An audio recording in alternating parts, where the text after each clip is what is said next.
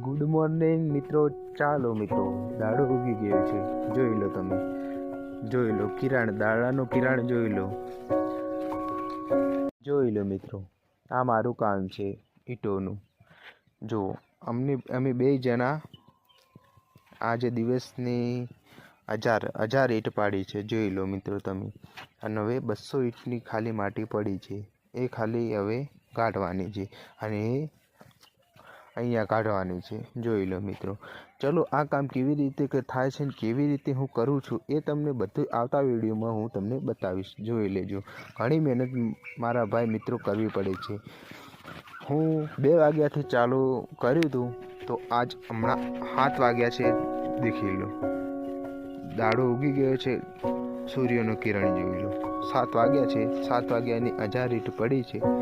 હજુ મારું કામ 600 રૂપિયાનું થયું છે. 2 જણાથી 600 રૂપિયાનું કર્યું છે. 300 રૂપિયા.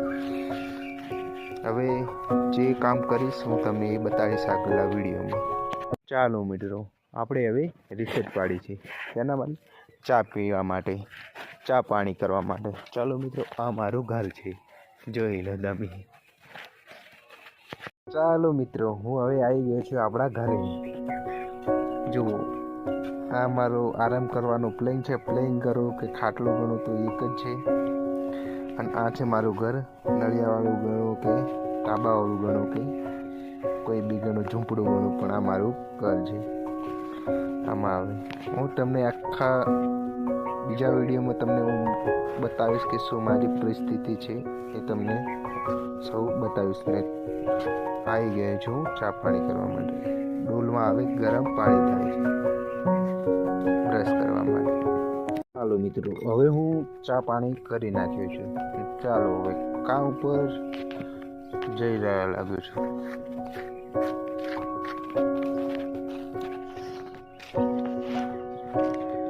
મિત્રો, હું હવે આવી ગયો છું આપણા કામ ઉપર.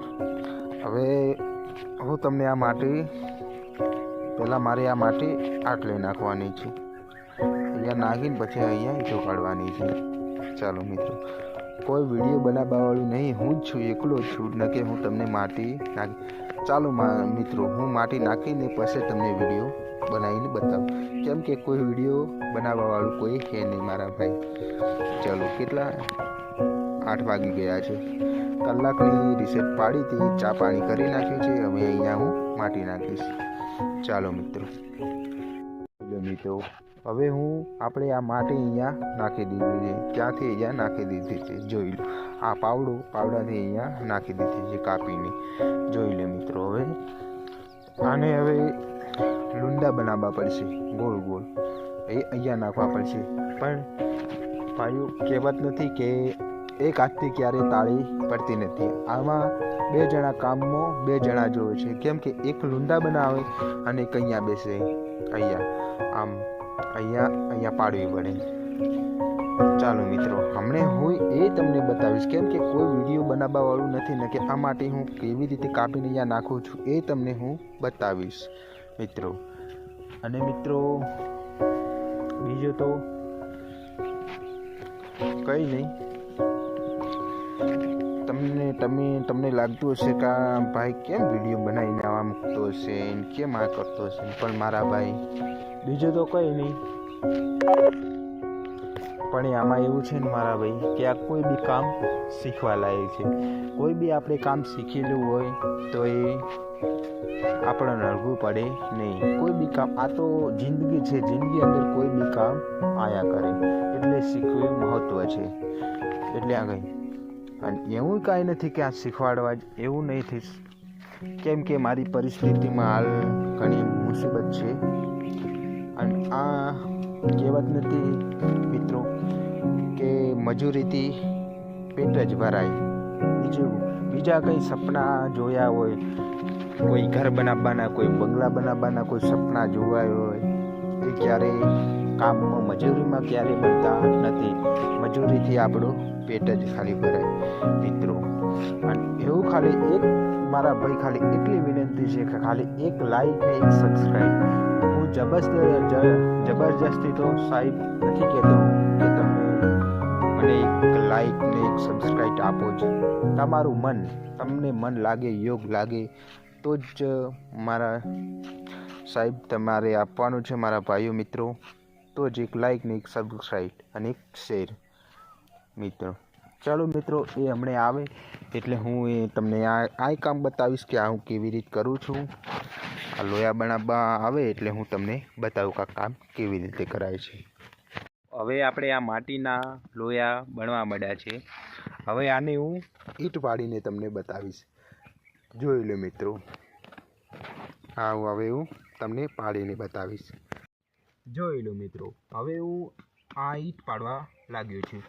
એ આ ઈંટ, હવે હું આ ઈંટ પાડી, જોઈ લો મિત્રો, હવે હું ઈંટ પાડવા લાગ્યો છું.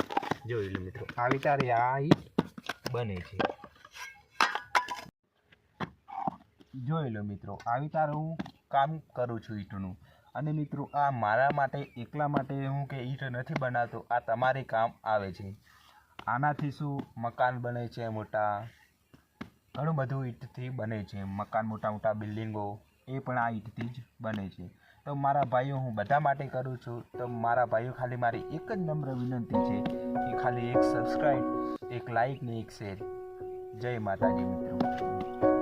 હેલો મિત્રો, તમારા ભાઈએ હવે કામ પતાવી દીધું છે. માટી પતી ગઈ છે, જોઈ લો તમે તમારી નજરમાં. કામ હવે પતાવી દીધું છે. અને આમાં હવે આજે 6 દિવસ થઈ ગયા છે એટલે આજે શેઠ રજા આપે છે 6 દિવસે.